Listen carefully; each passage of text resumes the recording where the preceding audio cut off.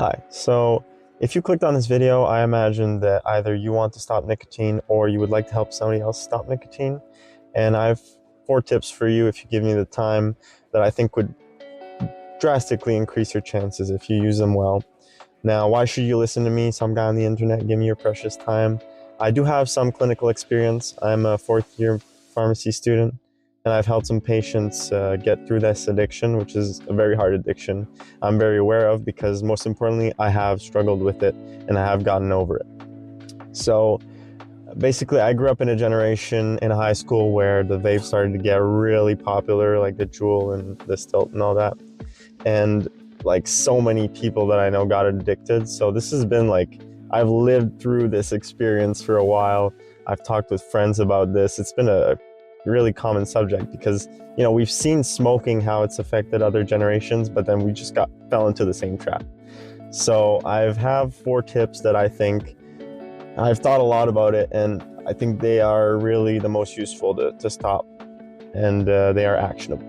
So I'll get into these. Now, my first tip is your personal motivator. Now, what does this mean?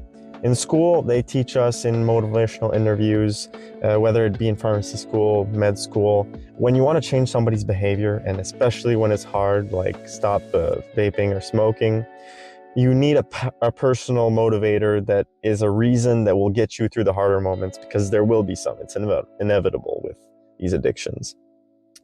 So what does this mean? I can't give you a personal reason because everybody's is different, of course, but there's something in everybody that is pushing them towards stopping. And if you want to be actionable about it, I encourage you to write down on a Word doc or a piece of paper what it is that is pushing you to stop. Now, if you clicked on the video, I imagine there's something in you that is pushing you to stop. Most people, when they vape or they smoke, like, they don't necessarily like love it. They're like, ideally, I'd like to stop in the future. Now, what it is sometimes for some people is like health problems. You know, they're scared of in the future having these problems. But personally, for me, it's not that big of a personal motivator because it's hard to really imagine yourself in 40 years and be like, if you have like some lung problems or cancer, like it's not close enough where it's really urgent for your mind. So even though you can tell yourself it's for your health, it's really good for you, it's not like a personal motivator enough. So I'll share for me what it was. It really was the fact that I realized that my motivation was really screwed up because of the nicotine. Now, it really does mess with your dopamine system. Obviously, when you take a puff, it gives a really nice dopamine hit. But this really messes with the rest of your motivation and happiness in daily life. So I realized that I wasn't where I really wanted to be. And I was like, what could I do to help this? And the nicotine was one way to stop. So for me, it was my personal motivator was really, I want to feel better. I want to be motivated. I want to accomplish the things that I want to do. I think this is a very powerful motivator for most people, and I encourage you to look into it, how using nicotine really messes up your dopamine. So that would be my first tip. Really just write down on a piece of paper or a Word doc.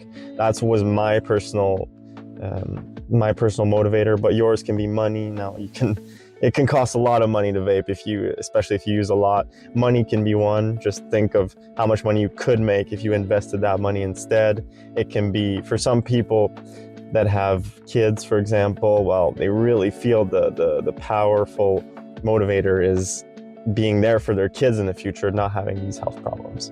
So I encourage you to really think about it. What is your personal motivator? My second tip is also extremely important, and it is the awareness and keeping track of your consumption. Now, what I've realized is a lot of people that take nicotine, like some of my friends, just take it on autopilot and they don't even know what they're doing. Like they're just automatically, you're not even realizing it. And one principle that's really important in this case is you can't improve what you don't keep track of. So the first step is really knowing, like, what is your consumption look like how many, if you're using cigarettes, it's actually easier to keep track, like, oh, you're at 1 pack a day, 20 cigarettes, and then if you reduce to 10, well, that's like a good improvement. With vapes, I mean, you can still calculate around how many how much juice you use in a certain amount of time. But I really recommend, for some people, it's better to reduce gradually, and is really to keep track. And like really, if you're aware of whenever you're taking it, like every time you're about to take a puff, just be like, okay, I'm taking it. Like, just take a moment to be aware of it and know what your consumption looks like, because that's when you really start. Sometimes you're going to realize, like, do I really need one right now? No. And then you can pass, more and more time can go by without you needing to take a puff. Now, really, it's just taking a second when you're puffing, is to take a second, realize that you're doing it, and then keep track. There are some apps that exist. I'm going to put some like on the screen that can be really useful when, just to track how much you're taking, or if you've been stopped for a certain amount of days. It can also be really motivating to keep track of like how many days you stopped, and then keep it going up, and just keep the streak going. Third tip is extremely underrated, I find. Nobody really talks about it, and I don't really know why. I might be biased because I'm a pharmacy student, but it is using tools to help reduce your cravings. Now, what are these tools? These are mostly nicotine replacement. So whether it be gums, vaporizers, there's patches that exist. These, and by the way, this is not like medical advice. I recommend you just talk to your pharmacist about it, or your doctor, if you're trying to stop. Most of the time, nicotine replacement therapy is quite safe, but I can't make a general recommendation for everybody. Now, these really help to reduce the cravings, and for me, have been really helpful.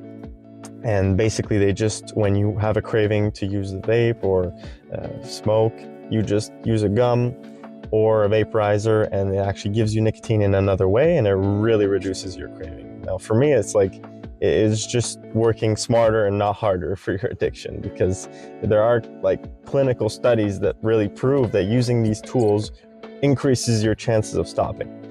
So I think it's really important to think of these tips and not ignore them. And another tip for the gum, for example, a lot of people don't like it that have tried it. And for me, it's important to really use it correctly. I'd say I recommend looking at the package or talking to your pharmacist. They'll explain to you how to use it properly, but mostly it's just keeping it in the gums is the most important, and not in your mouth, because it can be irritating. Now, there are other medicines that are prescribed, actually. I'm in Canada, and actually pharmacists can prescribe these. Now, these are bupropion, and Champix is another molecule. I'll put the names on the screen just for you to see what they are. These are other mechanisms that help reduce the negative emotions that can come up with stopping the nicotine, and can be really powerful if nicotine replacement hasn't worked for you. But yeah, the important here is just to talk about it to your health professional, and not be like, what I've noticed is a lot of people are like using that as like cheating, or I'm weak if I have to use these things. But I really see it as like, you just use it as a tool to help you get through this addiction. So for the fourth and final tip, it might seem a little stupid, but honestly, when I look at it, and all my friends and ones who have been able to stop and those who have not, this is kind of like a really big deciding factor. And it is basically getting rid of the vape and getting rid of nicotine or anything. Now, in a lot of cases, you don't realize like that having the vape is actually giving you the cravings. Now, I've heard from some people that just knowing that they have the vape around like gives them cravings. And it kind of acts doubly. Like if it's not accessible for some people, it is just like you don't even think about it. So for some people, I just recommend stopping cold turkey. If you're not like very, very addicted, in some cases, when you tell yourself, oh, well, when I reduce, then I'll get rid of it. Or, you just keep one around. It's really not helping the addiction. And in some cases, it's worth a try. Just like try to not buy one and see what happens. And for me, it's probably, it's been the deciding factor. Of course, you have to think of the fact that if I got rid of one, it was because I wasn't that addicted. Now, yeah, that's a possible hypothesis, but I really believe that having one around increases the difficulty of stopping immensely. So yeah, just get rid of it, man.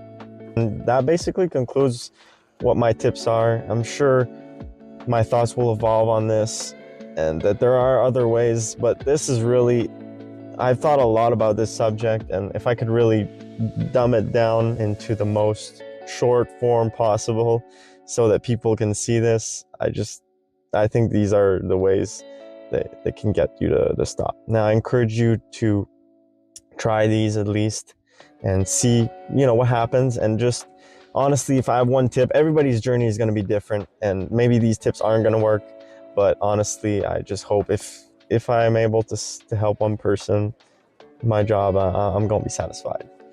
And if I have one thing to leave you on, it's that it's not easy, and you should be proud of yourself for even starting to do it.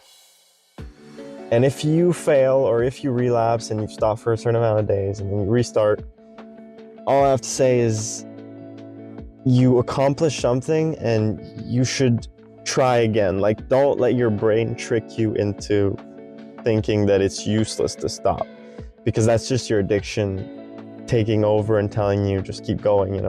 There's no use stopping, because I'm telling you, you're going to be thankful to your past self that you decided to take this decision and that you're going through this journey. And yeah, so I hope you have a great day, and I'll see you.